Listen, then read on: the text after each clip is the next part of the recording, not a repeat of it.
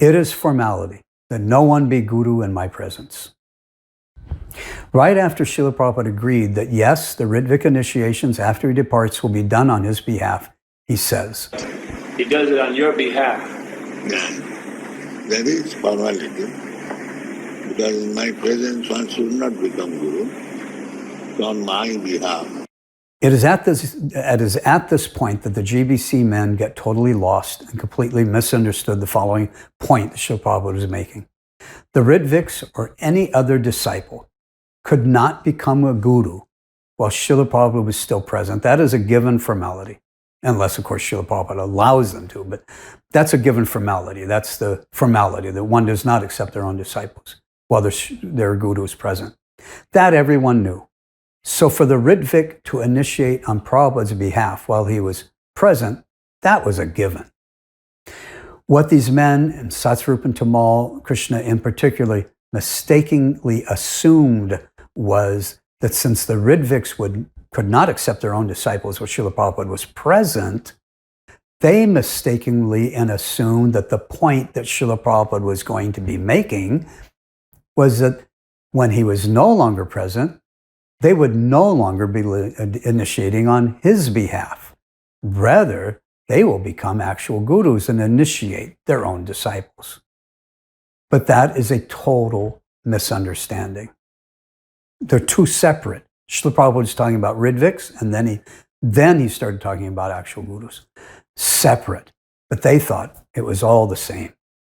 First of all, going back to their first question, they had already asked Srila Prabhupada about initiations after he departs.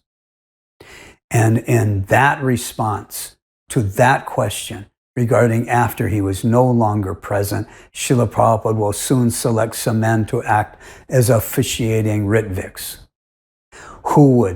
he just got through agreeing that they would perform the ceremonies of initiations on his behalf. That question regarding initiations after he has departed, Srila Prabhupada had already addressed that, and he was finished with it.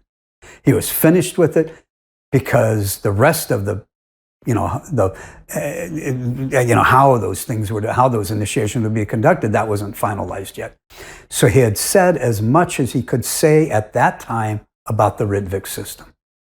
But the point he was going to be making now was that while it was a given that they won't be initiating, that they would be initiating, the Rtviks would be initiating on his behalf in his presence, that's a given. In his absence, it will not be that they will automatically become guru. That was the point he was trying to make.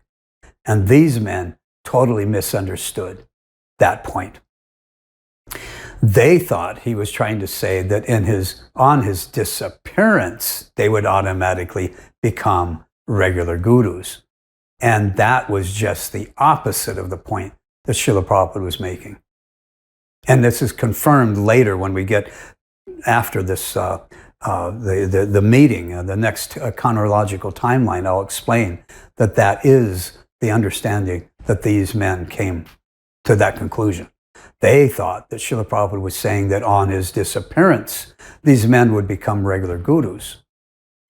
And again, that's just the opposite of the point that Srila Prabhupada was making.